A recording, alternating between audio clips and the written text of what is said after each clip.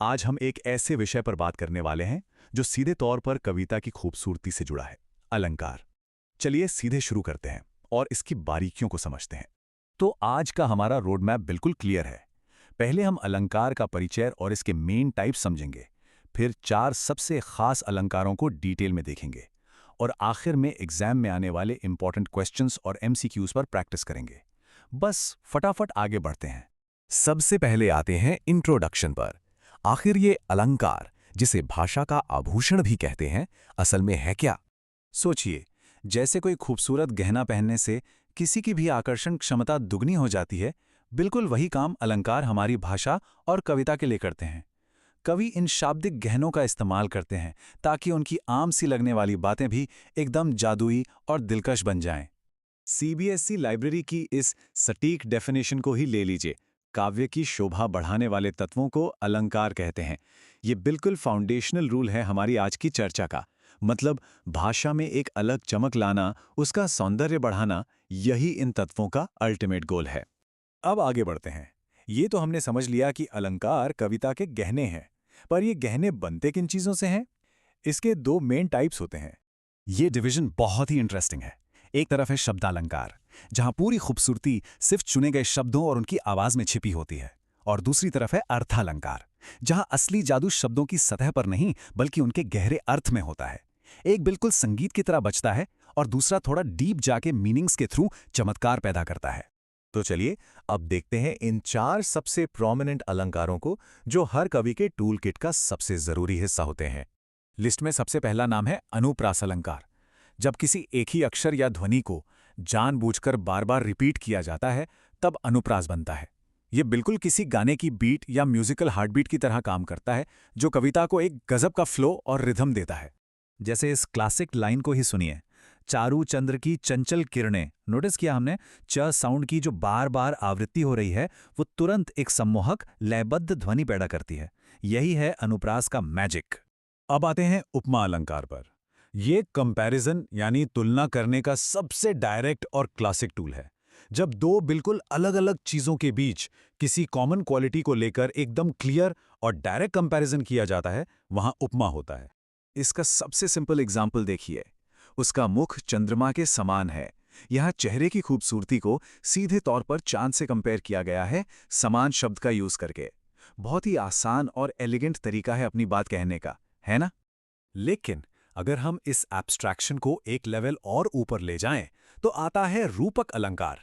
यहां कंपैरिजन की सारी बाउंड्रीज एकदम डिसॉल्व हो जाती हैं। मतलब रूपक में हम ये नहीं कहते कि एक चीज दूसरी के जैसी है, बल्कि हम मान लेते हैं कि वो वही चीज है। जैसे जब हम कहते हैं जीवन एक संघर्ष है, इस बात की गहराई को समझिए।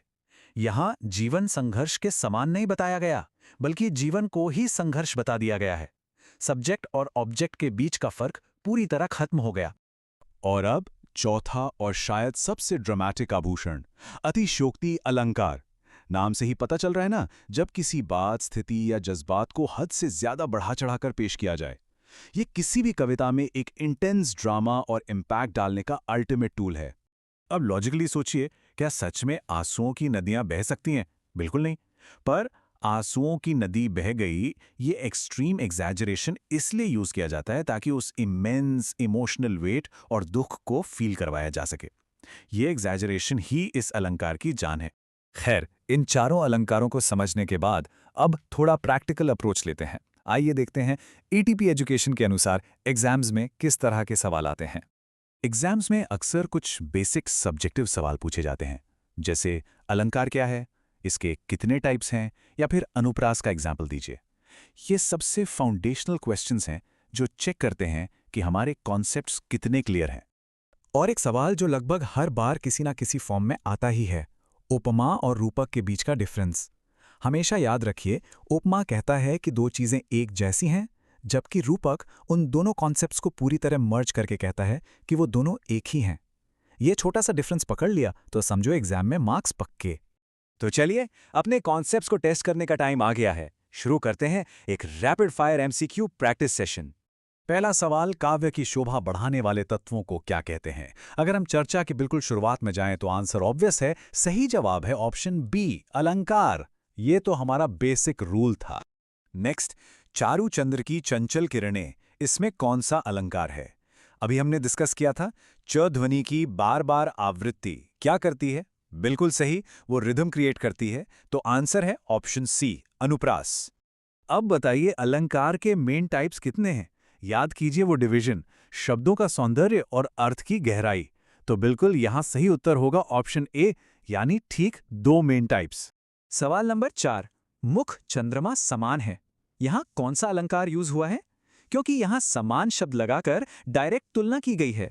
तो ठीक सोचा हमने, ये डेफिनेटली ऑप्शन ए, उपमा अलंकार है। आखिर में किसी स्थिति का हद से ज्यादा बढ़ा चढ़ाकर वर्णन करना क्या कहलाता है? इस ड्रामेटिक एग्जैजरेशन का परफेक्ट आंसर है ऑप्शन बी, अतिशयोक्ति। तो दोस्तों, इन सब के बाद एक आखिरी विचार देकर जाता हूं। अगली बार जब हम कोई खूबसूरत कविता या गाना सुनेंगे तो सबसे पहले किस अलंकार पर हमारा ध्यान जाएगा? क्या वो अनुप्रास की बीट होगी या रूपक का गहरा अर्थ? सोचिए जरूर। आज की इस चर्चा में बस इतना ही।